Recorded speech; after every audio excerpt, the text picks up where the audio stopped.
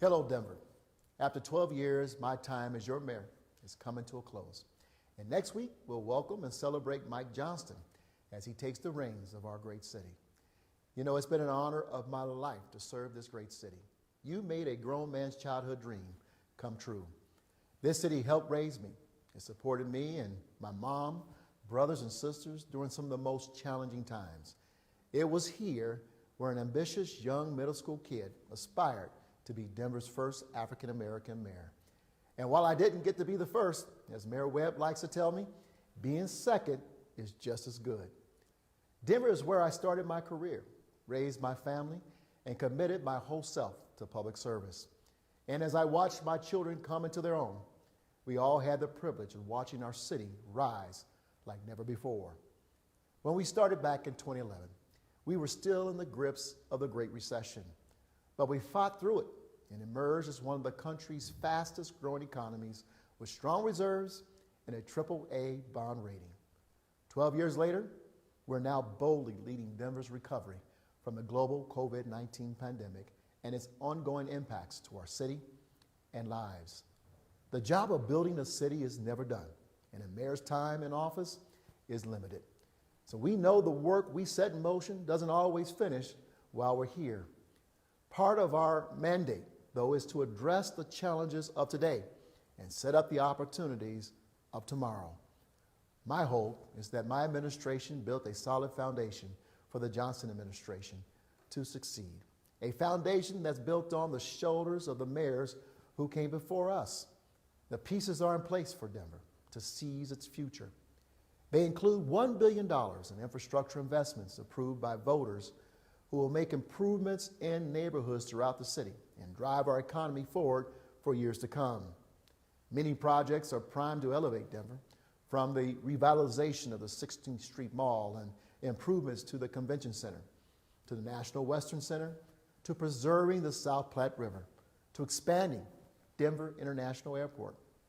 Tens of thousands of new jobs and businesses have been created, taking what was near 9% unemployment during the recession in 2011 to only 2.9% today. In Denver, we will continue to connect to the world with the 17 international flight destinations we established, which are slated to have a $4 billion economic impact for all of Colorado. You know, we not only focused on building up our city, we drove an agenda focused on the people. Housing, homelessness, transportation, and climate action are now core services with programs and funding ready to tackle these challenges. Over 10,000 affordable homes have been built or preserved. 15,000 of our unhoused neighbors have been rehoused. All of Denver kids and older adults have free access to our rec centers and pools. We reduced child poverty by 13%. Over 5,000 miles of our city streets have been repaved, while we added 231 miles of bike lanes, 140 miles of sidewalks, and expanded transit and micro-mobility options. Over 2,000 acres of park and open spaces were added and protected. Denver now has 4 new recreation centers and 4 new libraries. We hired more safety officers and implemented reforms to improve policing. We increased the minimum wage and brought more services to neighborhoods and kept supporting our local businesses even during the depths of the recession and the pandemic. There's so much more we can be proud of as a city and about the work we've been able to achieve together over these last 12 years. Denver, we've made meaningful progress. And yes, challenges remain, and they always will. Thankfully, though, Denver never gives up. We always lean in and put people first because that's how we deliver a world-class city where everyone matters. I see a city that continues to meet the challenges with our signature Denver spirit. We're headed in the right direction, and that comes with a renewed sense of our city's purpose. You know, far too often in our country today, polarization, either partisan in nature or not, drowns out the honest debate and exchange of ideas and points of view. It's fostered a toxic mistrust in our systems of governance, shaped by the loudest voices and the extremes.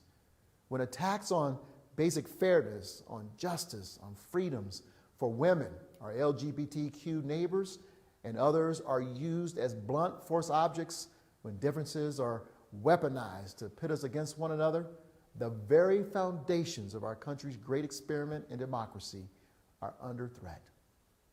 It's the responsibility of all of us to be active participants in our democracy and to do it at all levels of government. You know, it was Dr. Martin Luther King Jr. who aptly said, "Injustice anywhere is a threat to justice everywhere." Those words have never been truer than they are today. As I dropped off my ballot for this last election, I was reminded of the awesome power of our right to vote. We must never allow ourselves to think that our vote doesn't matter, because it matters the most of all. This is a cause that I will remain committed to, not only here in our great city, but in the places across the country where it's under the greatest threat. Progress on justice, equity, diversity, and inclusion in our society must remain secure everywhere for the good of all our futures. You know, Denver is leading the way because we rise to meet every challenge we face, turning obstacles into opportunities with an innovative spirit and determination unique not just to the Rocky Mountain West, but to the United States. And Denver will continue to lead the way because ours is a city brimming with opportunity, partnerships, and collaborations. Again, we're headed in the right direction, and I have full confidence that Mayor-elect Mike Johnston will achieve great things with all of you, with all of us, for our beloved city. I wish him nothing but the best of luck. I'm rooting for my friend and his team to succeed, because when the mayor is successful, Denver thrives. I love you, Denver. Thank you once again for the privilege of serving you. God bless you, and may God bless our great city.